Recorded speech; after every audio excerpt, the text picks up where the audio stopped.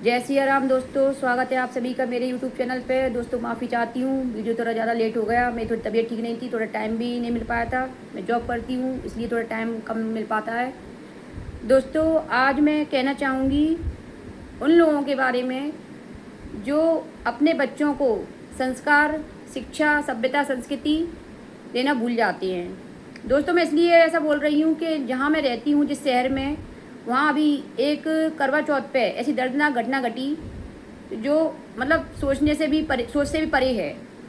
मतलब ये समझ लीजिए किसी का घर पूरी तरह से बर्बाद हो गया।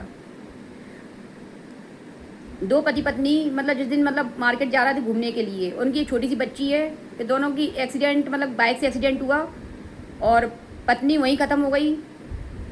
एक्सीडेंट जैसे ही हुआ उससे थोड़ी देर बाद, और पति को बाहर ले जाया गया इलाज के लिए, तो वो हॉस्पिटल पहुंचते पहुंचते ही ख़त्म हो गया। और दोस्तों उनकी ज़्यादा उम्र नहीं थी, 22 से 25 के बीच उम्र थी। अब बताइए, और जिससे वो एक्सीडेंट हुआ वो गाड़ी जो चला रहे थे, 4 व्हीलर गाड़ी थी दोस्तों, स्कॉर्पियो करके गाड़ी थी, उसे 15 से 20 साल के बच्चे चला रहे थे। तो हमारे यहाँ एक चीज़ बोलना चाहूँगी दोस्तों, हमारे देश में ऐसा कानून नहीं है कि जो सख्त हो। मतलब बच्चों मतलब लाइसेंस, मैं ये बोलती हूँ कि बच्चों को गाड़ियाँ जब देना चाहिए जब वो 20 साल के हो जाए। माता पिता भी छूट दे रखी है और हमारी सरकार भी मतलब वो नहीं करती वही कि मतलब सरकार कोई ऐसा नियम निकाले जिससे बच्चों के हाथ में गाड़ियाँ ना जाएं। उन बच्चों की गलती की वजह से दोस्तों किसी का घर पूरी तरह से बर्बाद हो चुका। करवा चौथ वाले दिन घटना घटी, समझ लीजिए उनके घर में, जहाँ जो घटना घटी उसके घर में मतलब बच्ची है छोटी सी, उन दोनों की शादीशुदा थी, पति पत्नी दोनों, बच्ची है उनकी 1-1.5 साल की। अब ये समझ लीजिए उसकी तो पूरी दुनिया बर्बाद हो गई। उसके लिए क्या दीपावली, क्या त्यौहार, कोई मतलब नहीं निकला। और उनके घर में कोई इनकम का और जरिया नहीं है। एक बुजुर्ग इंसान है, उसकी मतलब बहू के वो जो ख़त्म हुई है उसके पिता ससुर हैं और उसका देवर है, सास नहीं है उसकी। तो ये समझ लीजिए बच्ची छोटी सी, उसकी तो ज़िंदगी बर्बाद हो चुकी एक तरह से। कहते हैं दोस्तों पैसे बहुत सारे हों, सब कुछ हो, लेकिन क्या वो इंसान को लौटा के ला सकते हैं? रुपया चला जाए लौट के आ सकता है, कोई भी चीज़ चली जाएगी तो लौट के आ जाएगी, लेकिन इंसान जाने के बाद लौट कर नहीं आता। तो उन माता पिताओं से कहना चाहूँगी ख़ास तौर से कि बच्चे पैदा तो करिए, लेकिन उन्हें संस्कार देना क्यों भूल जाते हैं, उन्हें कुछ सिखाना क्यों भूल जाते हैं? जो खास जिम्मेदारी सबसे पहले आपकी जिम्मेदारी होती है। आपकी छोटी सी गलती आपको लगती है लेकिन किसी के लिए बहुत बड़ी मुसीबत का कारण बन जाती है। आपको लगती छोटी सी गलती है लेकिन किसी के लिए समझ लो पूरी ज़िंदगी बर्बाद हो जाती किसी की। अब बोलना चाहूँगी अगर वो बच्चों को चीज़ें सिखाई होती, संस्कार दिए होते, माँ बाप ने टोका होता बचपन में, उन्हें ना इतनी छूट दी जाती, तो किसी का घर बर्बाद होने से बच जाता। पूछना चाहूँगी उस छोटी सी बच्ची, जो 1 साल की बच्ची है, जो अनाथ हो चुकी, माता पिता खो चुकी, उसमें उसकी क्या गलती है? और उन लोगों की क्या गलती जो बाइक से जा रहे थे, उन्हें नहीं पता था कि उनके साथ इतना बड़ा दर्दनाक हादसा होने वाला है। माता पिता तो कह हो जाते भाई कोई दिक्कत नहीं है, हमारे बच्चे हैं, गलतियाँ हो गई। जब तक घटना खुद के साथ नहीं घटती ना दोस्तों, तब तक दूसरे का एहसास नहीं होता। अब ये घटना अब ये गाड़ी जो चला रहा था उनमें 4-5 लड़के थे छोटे छोटे, मैं कह रही 15 से 20 साल की उम्र के। अगर उनके घर में किसी घटी होती तब वो एहसास होता कि हाँ तकलीफ कैसी होती है। दूसरी तकलीफ किसी को समझ नहीं आती।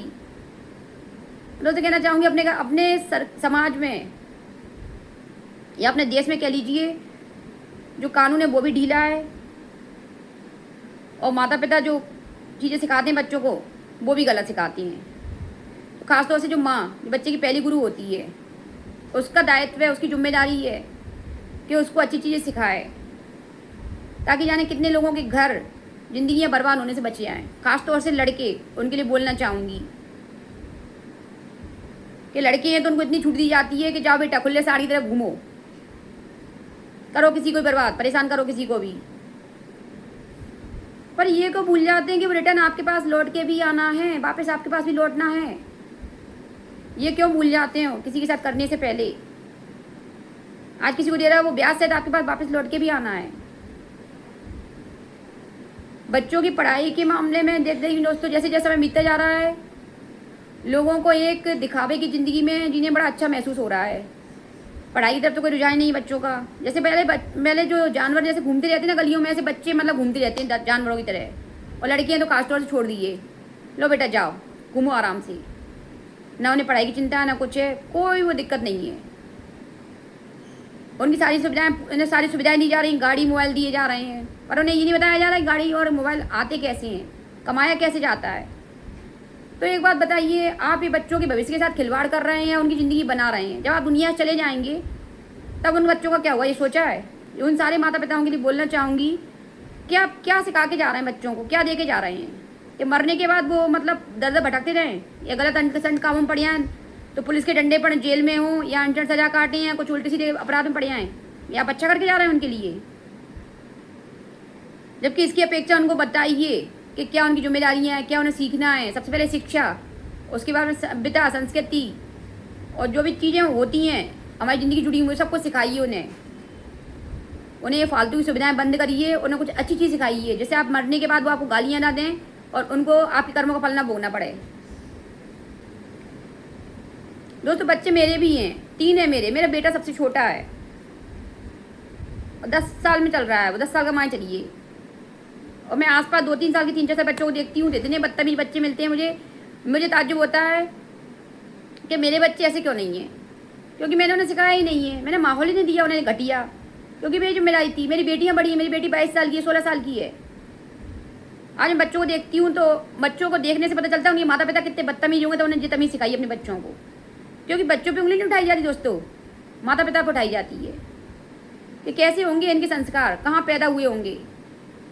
आज मेरे बच्चों को लोग देखते हैं तो मैं तारीफ, मतलब मैं तो बाद में कोई तारीफ पहले पहुँचती हैं, चाहे कोचिंग हो, स्कूल हो, समाज में हो, दुनिया कहीं भी हो। तो मैं वही सोचती हूँ, मैंने 3 बच्चे पाल लिए, उनको अच्छी चीज़ सिखा ली, और मैं जॉब करती हूँ दोस्तों, और ऑनलाइन और भी काम कर रही हूँ, कुकिंग भी सिखाती हूँ मैं। तो मुझे टाइम बहुत कम रहता है, घर पर बहुत कम रह पाती हूँ, लेकिन फिर भी मेरे बच्चों को भी लोग देखते नहीं है कि कहाँ रहते हैं मेरे बच्चे।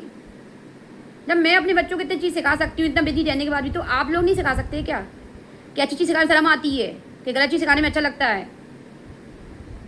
तो दोस्तों बोलना चाहूँगी, सुधर जाइए समय के रहते, और अपने बच्चों को अच्छी चीज़ें सिखाइए, अच्छे संस्कार दीजिए, कि ताकि जो हमारी जो घटना घटी है बहुत ही खतरनाक, वो कभी किसी और के साथ ना घटे, भगवान ना करे कभी आपके घर में घटे। तो इसलिए अपने बच्चों को, खासतौर से लड़कों को, बेटों को अच्छी चीज़ सिखाइए, उन औरतों के लिए खासतौर से बोलना चाहूँगी। तो दोस्तों वीडियो पसंद आई हो तो लाइक, कमेंट, सब्सक्राइब करना ना भूलें। जय हिंद।